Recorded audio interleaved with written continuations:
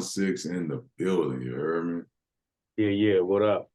Yeah, no doubt, man. Cleveland zone, repping Ohio one time. Shout out to Ohio. This is his interview with WGTF, Who Got That Fire? And we just tapping in. You know what I'm saying? Nero, is that your baby? Is that my what? I'm just fucking with you, dog. Just fucking with you, dog. Is that my name? Yeah, no, I'm just messing with you. So, what it is that I went out there to Cleveland. I did a feature with Nero a while back. We also did a video out there. I got a chance to go to his neighborhood, his street, his area for a minute. Got a chance to chop it up with him and some of his natives from out that way. Why don't you give me a little background about you on the music, man? You know what I'm saying? What was it for you that wanted to do this? You know what I mean? Like what gave you the spark of fire to know, like, yo, I think I want to do that right there. I want to pursue rap, hip hop, you know what I mean? Man, to be real, my brother was a DJ on the radio years ago. Mm-hmm. And basically we formed a little group. It was like four of us, man. And I guess one night we did a song in the studio, and he basically used to sneak it on the radio for us, because back then I didn't understand, like, it was a format to, like, they had to, what songs they had to play. So he used to always break the code, and at the end of the show, he was just like, the last song for the night, he would slide us in there at the end of the night. So he was pirating. He lost his job trying to play y'all shit. Basically, that's what he did, though. You know what I'm saying? But it ran for like a good 2 or 3 months strong.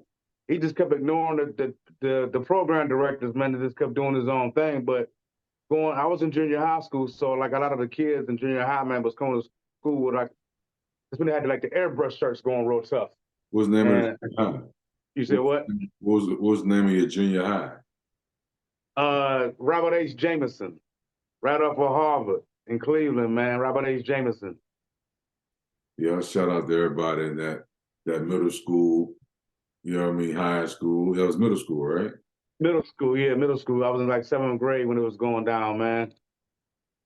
That's crazy. You was a star. With your shit being played on the radio, bootlegging and piracy on some pirate shit. You heard me on this shit on the radio. Yeah, no, most definitely. But folks didn't even know it was me, though. You know, they got my name on their shirts and everything, and we was right off 131st in Harvard, and I'm from Miles, so my dude like, yo, man, that's your name on that shirt. And I'm like, swear. He's like, but they don't know that's you. Wow. So it was like, you know, that really made me want to just, like, keep doing it the right way, you know? And they hear me on the radio at night, every Wednesday, Monday, and Saturday night was like, it was a cool thing to hear me on the radio, man. So it just pushed me to want to do it even more, you know, like, so I really just trying to hone in on what I was doing, man. I kind of like took it serious, because I seen like, yo, people was like really messing with it, man. It was like really fucking with the music and shit. So kind of drove me to like even do it more, man. So that was my little push from like the beginning, thanks to my brother, man. So he really gave me that little push right there. So that's safe to say that's how you was discovered? Yeah, most definitely, man. You know, like, and over the years, man, it progressed, man, and I met people here and there and there and there, and it just moved up, man. It kind of saved my life a little bit. It kept me in the house trying to hone my craft and write lyrics all the time, because my partner used to write my raps for me. So I would go home, and you know, we had the tapes back then, man. So I would go home and listen to what he wrote, and I would have to learn what he wrote. Wow. And I would take what he wrote and I would rewrite what I wanted to say, like little pieces in it. So I would take out what I thought what I would say. Like, no, I wouldn't say that. I would say this. So I would rewrite what he wrote for me, go in the studio and lay it down, man. And it became fun to me, man, just to see what I can do, you know, actually, you know. So, but how I sounded then to how I sound now is a totally different thing, though, man. But that gave me like the little spark, man, to like keep pushing and doing that, man. 7 is it. That's dope. How was it growing up for you in Cleveland? You know what I'm saying? Like, how was it growing up in Cleveland, Ohio, around that time for you? Oh, man.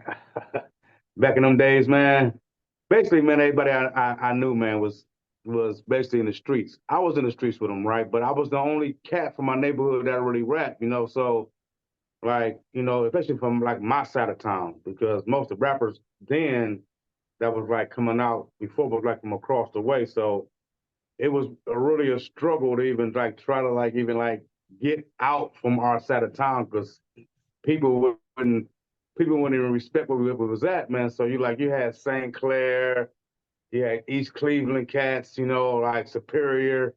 No one really was checking for like the cats on Miles, man, you know. But we had this group back in the day called Brothers for the Struggle, you know, and one of the dudes from the group happened to be from our neighborhood, so that was a good thing. And we had this dude named Suave Gotti from Miles, so watching them do things, man, kind of pushed me to want to do something and stuff like that. And then like I actually, the dude that was writing my homie that was writing my refs, man, his cousin was Lazy Bone, so Really?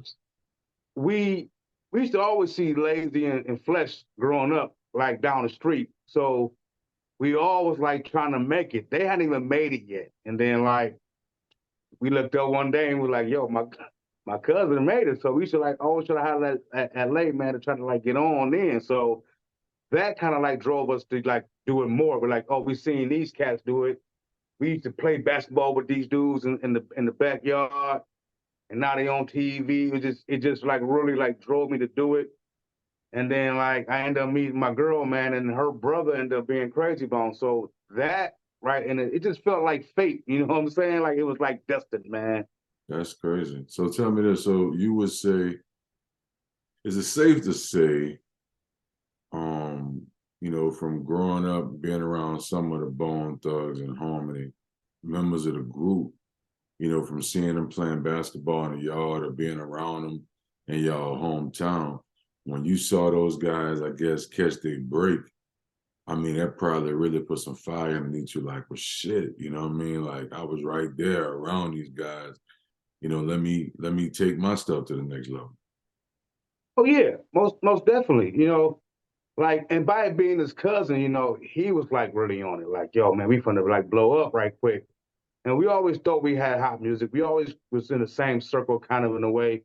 Um, but yeah, it drove me to like try to like get better at what I did because it seemed real.